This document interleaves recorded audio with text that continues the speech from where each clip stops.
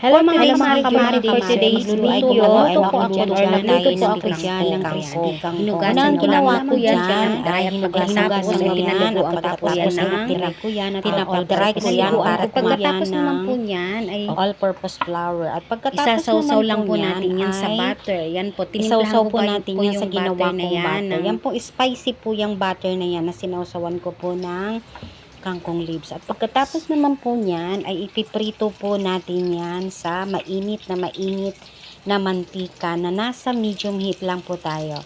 Ayan.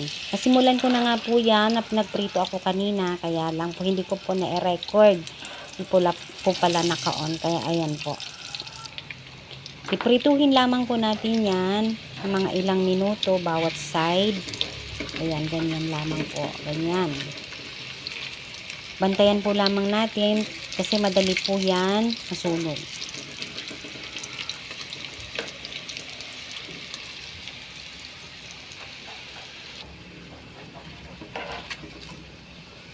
Pagkatapos nga ng ilang minuto, ayan na po, naprito na natin yung first batch ng ating kangkong leaves.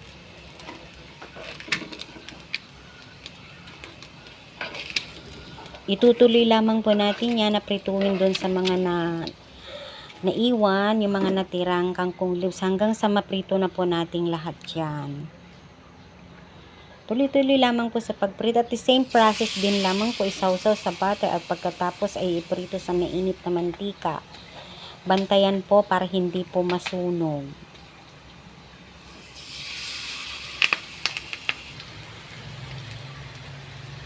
Yan. Ganyan lamang po kadali ang gumawa ng crispy kangkong.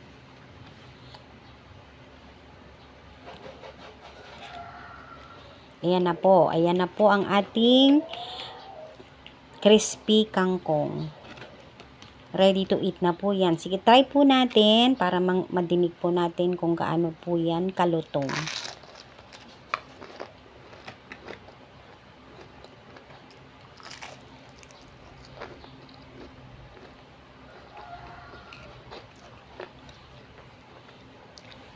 Yan lamang po at sa halip po na bumili tayo ng mga sitsirya, ito na lamang po ang gawin nating kukutin kung gusto po nating magmerienda. Bukod sa masustansya na, madali pa pong gawin.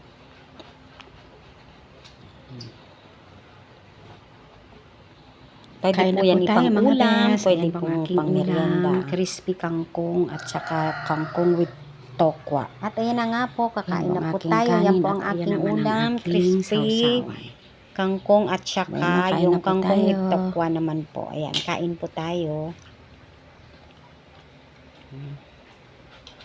Sabayan nyo na po akong kumain.